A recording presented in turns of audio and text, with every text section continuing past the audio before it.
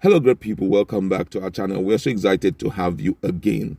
We reported that Emma Powerful is begging the federal government to allow them access to his family, that they have been traumatized ever since Mazi Nnamdi Kanu was arrested, and he has also pleaded with the British government to show more interest in the case of Kanu. But right now, Ohanaeze Ndigbo has stepped up and to do the same thing to the federal government, and they are sending strong warnings to other IPOB agitators. That's what we're going to be looking at in a jiffy.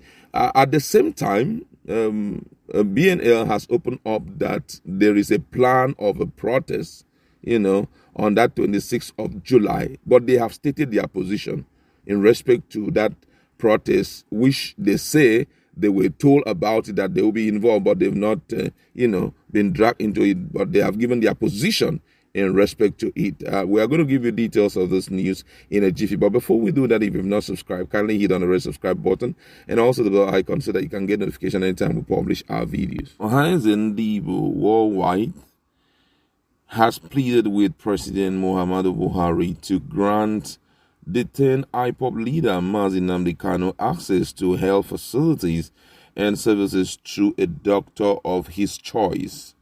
It has been reported that Kanu, who is being detained by the DSS, that's Department of State Services, was denied access to medical care and family members.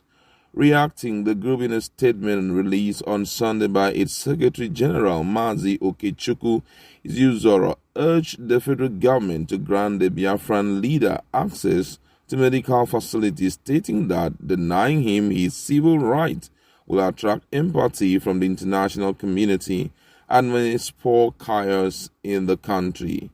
The group also commended federal government for granting him access to his lawyer, adding that such gesture should be extended to family members, especially his younger brothers and sisters.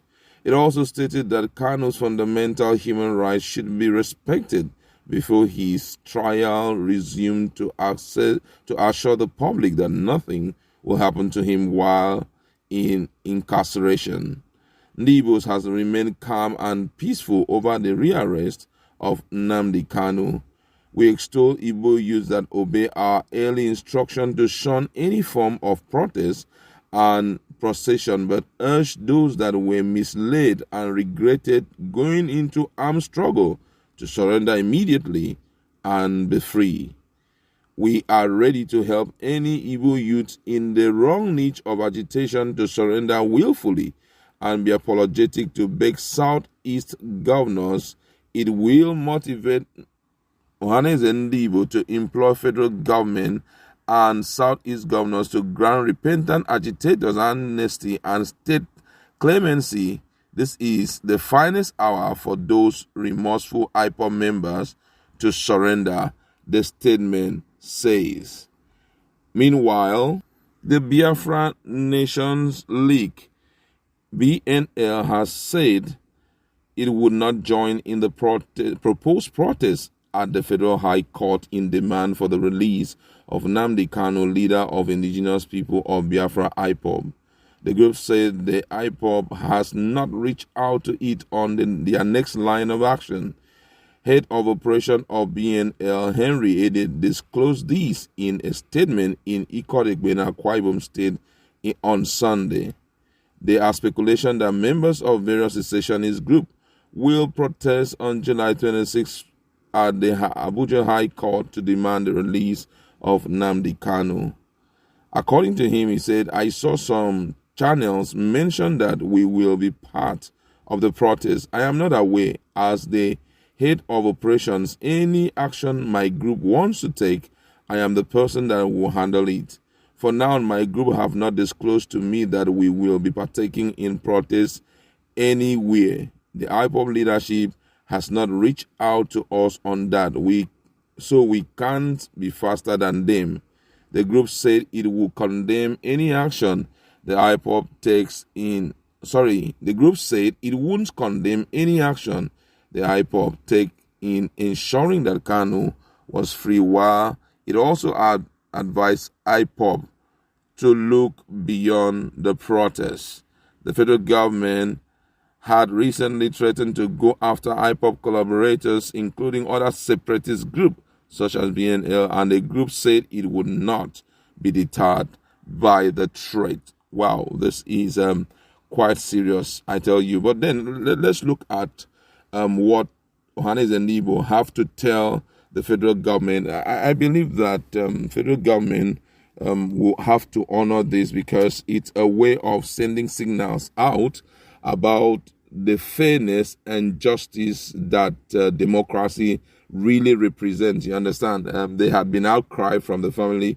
If you check out our feed, you will see a news that will present some hours ago talking about Emmanuel Kanu, Prince Emmanuel Kanu, who is sending signals to the British government that they should put more effort in ensuring that something is done about the case of Mazi Nnamdi Kanu, who is currently in the custody of the DSS.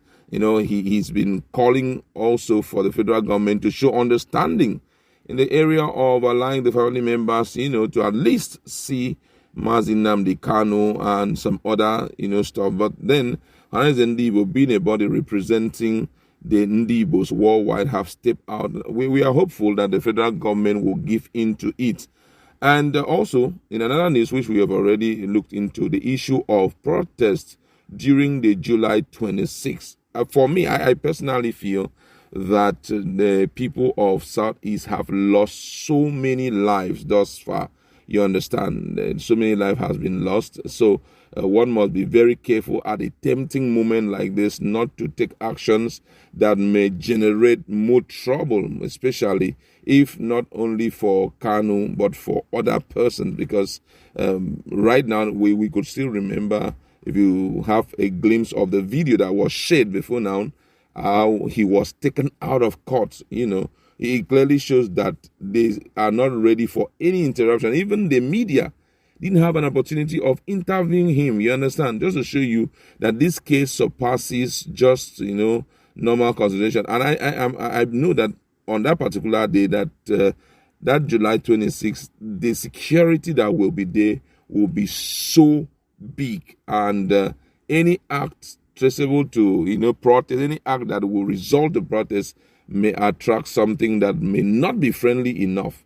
And BNL now, Biafra Nations League, which is also one of the groups that is fighting tooth and nail for the realization of Biafra. They're saying they are not going to be part of it, except they are called into it. But then they leave a strong word behind that let them look beyond the protest, which means they are not willing, to be a part of it, and they also are envisaging trouble in the nearest future, or let me say on that day, if they continue with it. So from all indication, they're trying to pull back and all of that, considering the tension right now, because there's so much tension right now. We are hopeful that the federal government will take into consideration the statement made by Ohanaeze Ndigbo and